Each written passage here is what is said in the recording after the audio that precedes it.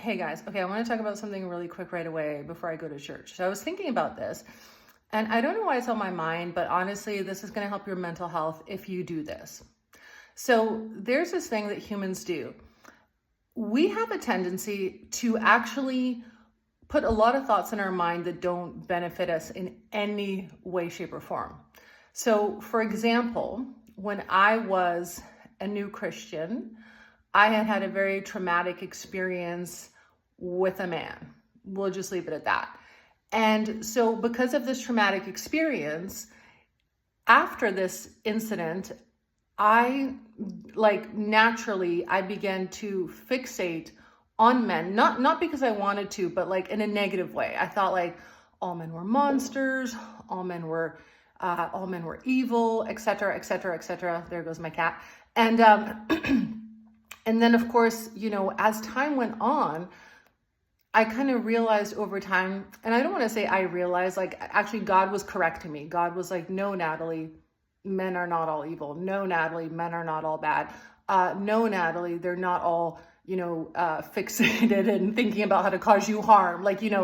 And so I realized at some point in time that I had to really change how I was thinking and perceiving the world around me. And this was a long, long time ago. And it's funny because like when George Floyd died, for example, like we saw on the news and social media, there was this massive uptake on the subject of racism. And it was very interesting because I saw what I had seen in myself in the past, but in a slightly different way. And I saw people fixate, and I mean fixate on racism. There's nothing wrong with saying, hey, let's talk about it. Let's get educated, whatever. But this went so far beyond like education or having a chat. It became a full-on fixation. And there was a lot of people at that time, maybe it's died down a bit, I don't know. But at that time, when this was more of a new incident, I saw a lot of people online and media personalities, like all of a sudden the whole world was racist. Everything was viewed through a racist lens. And I was thinking, man, that is so negative. Like for me as a woman, okay, if I continued to view all men as evil, misogynist, sexist, whatnot, right? And let's say I didn't stop. Let's say God didn't correct me and I'm still in that headspace.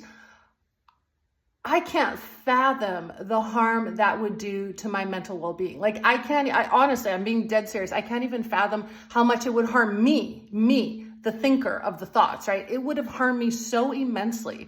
So I was thinking about it in those terms. Like if you are fixated on racism, if you're fixated on sexism, or if you're fixated on some sort of religious bigotry, it's going to really hurt you big time. And so going back to when I first became a Christian, it was kind of like this veil lifted.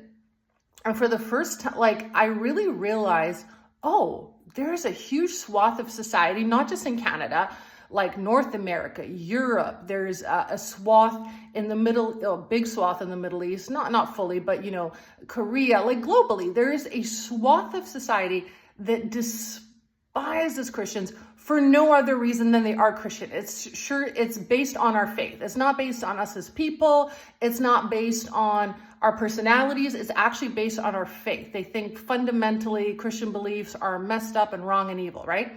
And I was thinking, if I woke up every morning and actually focused on the invisible crowd out there who just hates Christians, I don't even know how I would get up in the morning. I genuinely, that would be so sad. I know they're out there, but I don't focus on that.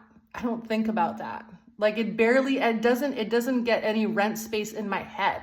And so I was just thinking, whoever you are, if you have a tendency to focus, oh, I hate those feminists, I hate those toxic men, I hate those racists, I hate those religious bigots. If you are fixating on a group that either you hate or you perceive hates you, either way, it doesn't matter which way the hatred is going. If you are letting that access your mental space on a regular basis, it is going to cause untold damage and harm. And I would advise you not to do that. Like I said, when God, and I had a significant significant, really, really bad event happened with a particular man in my life when I was 18 years old. And I definitely had cause to think this way. And I did for the first little while after this incident happened. But, even God in his love was like, Natalie, I need to set your brain free.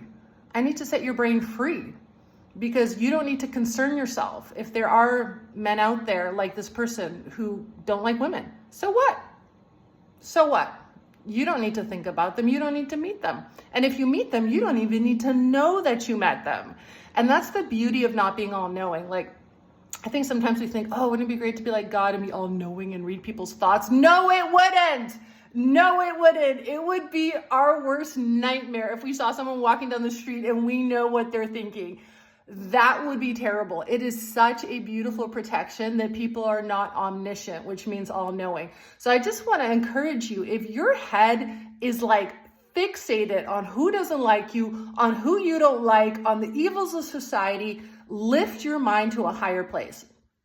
The Apostle Paul in the New Testament of the Bible, he says, whatever is lovely, whatever is pure, whatever is excellent, whatever is praiseworthy, think about such things. And the reason that the Bible actually gives us commands on our thought life is because God loves us enough to protect our minds. So wanted to pass that on. Blessings to you. I'm going to church. My name is Natalie. This has been Clarified.